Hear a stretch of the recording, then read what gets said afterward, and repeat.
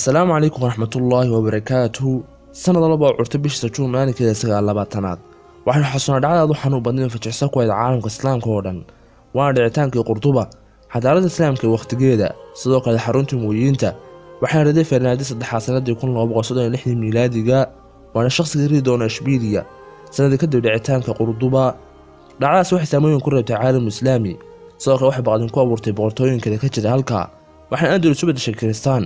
kadib daallo badan oo sameeyeen hogaamiyaashii Kiristaanku waxay wada muslimiintu waqtigii muuyinta furashada magaalada Qurduba sanadku markuu 710 miilaadiga waxaan furtay taariikh Nusiyaad waxaan la dilay boqorkii markaa haystay boqor Lodrik waxaana muuyintu hoos galay Andalus barataanka gobolada waqooyi Afrika iyadoo markii dambe Umar bin Abdul radiyallahu anhu si toos ah u iskayay Dimashqa kana dhigay gobol madax bannaan waxaana Andalus gobol madax bannaan ilaa intii laga soo gaaray dhicitaankii dowladda muuyinta sanadii 750 miilaadiga waxaan si loo jabaaray awoodda Qurduba kadib markii xukunka gacanta ku dhigay Amir Cabdiraxmaan ad-Daakhili kaasoo ku soo baxsaday Cabaasiyiinta soo Qurduba ka dhigay caasimadda gobolka sanadii 756 miilaadiga waxaana bilaabmay casrigii dahabiga ahaa ee Qurduba waxaana xukunka si kala dambeeyay taranta Cabdiraxmaan ad-Daakhili laakiin dawladdu waxay waajahday kacdoonno iyo caqabado siyaasadeed oo la rabay in lagu rido laakiin waxa gacanta ku dhigay dawladda Cabdiraxmaan as-Saalis oo lagu naanaysan jiray Naasir kaasoo dib u soo celiyay awoodii dawladda iyo shacbiyadeediba Qurduba waxay magaalooyinka ugu muhiimsan Yurub qarnigii 10aad ee miilaadiga iyadoo ahayd hooyada cilmiga iyo albaxnimada ee Yurub oo dhan waxaana magaalada soo saartay gabyaaga weynaa Ibn Sidon iyo sidoo kale Sheekh Ibn Hazmi sidoo kale waxaan ilaawi karaynin ama aan ka tagi karaynin caalimka weynaa Cabbaas ibn Farnaas.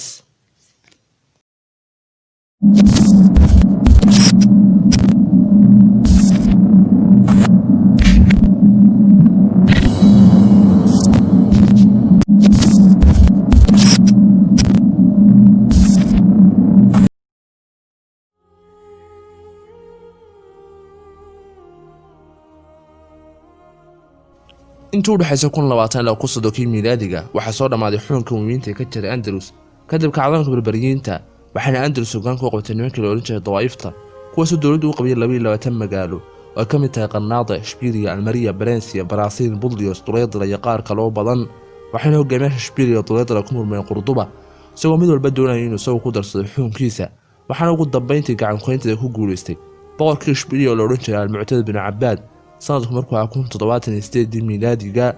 haddaba khilaafaadku waxay 22 dawladood waxaa mid joogta iyagoo soo qaadi jiray dagaalo joogta isagoo mid walba damcay kan kale maamulkiisa halka kitaab bedelkeeda ka midoobi lahaayeen oo gacanta isqabsan lahaayeen khilaafkaasna wuxuu ka dhigay dhulkii Andalus ugaar sahlan oo cadawga si fudud gacanta ugu dhigi karo haddaba hogaamiyihii muraabadiinta ayaa gacanta ku dhigay maamulka Andalus oo ay Qurduba ku jirto laakiin sanado kooban kadib sanadku markuu 1921 miilaadiga waxaa Andalus gacanta ku dhigay dhaqaaqii muwaxidiinta kuwaasoo dib uga dhigay Qurduba caasimadda Andalus waxaana dib u soo muuqatay sharaftii Andalus iyadoo dib horumarka xagaha u saartay waxaana waqtiga Andalus ka soo baxay filosoofkii muslimka ah Waliid ibn Rushdi sanadku markuu ahaa 1926 miilaadiga iyo Dr. Ibn Maymuun iyagoo labaduba ahaa falaasifadii ugu caansanaa qarniyadii dhexe haddaba kadib burburkii muwaxidiinta ku yimi oo sababtiisu ahayd jabkay kala kulmeen dagaalka ciqaab oo isku waajaheen ciidamadii Isbaanishka ah reer Yurub kuwaas soo xulafaystay sanadku markuu 1912 miilaadiga waxa taariikhda Andalus ka soo dhex muuqatay shakhsiyad lagu weeraray gaar ahaan Qurduba waana Maxamed bin Yuusuf bin Huud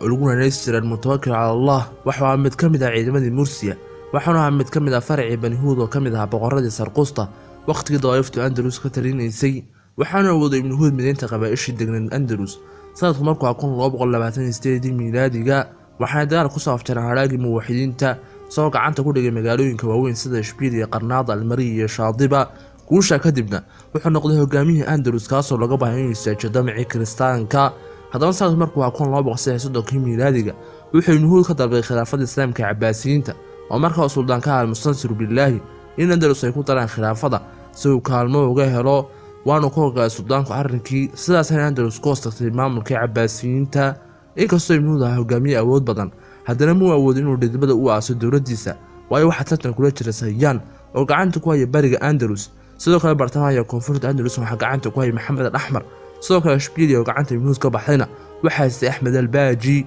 haddaba waxa isdhexmar Ahmed al-Baaji iyo Maxamed al-Ahmar iyagoo dagaal ku qaaday Ibn Huud wayna jabiyeen halkay hore ugu socon lahayn dhulalkii Ibn Huud waxa iska daba baxay labadoodii oo waxa la dilay Ahmed al-Baaji isagoo maxamed axmar galay ishbiiliya laakiin waxaa ku kacay shacabka ishbiiliya iyagoo ka saaray magaaladii waxayna la baayactay ibnu huud. haddaba sanado badan oo ay muslimiintu socnayeen waxaa si kadis ah u heshiiyey ibnu huud iyo maxamed axmar, laakiin mar walba wuxuu ahaa boqorkii qashtaala boqor Fernando III mid u diyaara dagaal, balse maadaama ay iyagu dagaal taag u hayd waxay uga tanaasulay magaalooyinka qaar oo arrinku wuxuu ahaa magaalada qaado dagaalka naga daa. danta Fernando ka lahaa dagaalka waxay inuu ku daciifiyay awoodda muslimiinta Andalus iyagoo markii horeba taag darnaa oo iyagu soconeen intaa kadibna marka Chinese-ka weyn yimaado uu ku dhufto mid kama dambaysa. intaa waxaa ka sii darnaa in xaaladda guud ee Qurduba ay ahayd mid wareera oo shacabkii degnaa ay habeenba maamul ku biirayeen. arrinkanna waxaa ka shaqeynaya jaajuusinta Fernando oo sida duqsi ugu fiiqsanaa Andalus oo dhan, arrinkaas oo isaguna sii wiiqay awooddii muslimiinta Andalus.